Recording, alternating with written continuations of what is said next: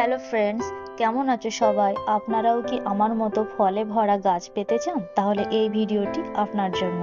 কলার খোসা ভেজানো জল এটি একটি সম্পূর্ণ তরল জৈব সার।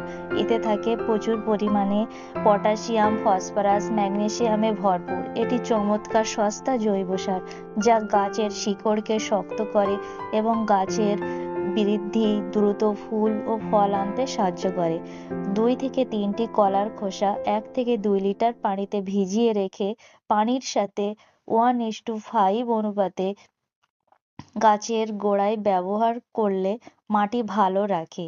যেহেতু কামরাঙা গাছে 12 মাসে ফল হয়, এটি কামরাঙা গাছের জন্য উপযুক্ত সার। ভিডিওটি ভালো লাগলে লাইক, কমেন্টস এবং শেয়ার করে দিন।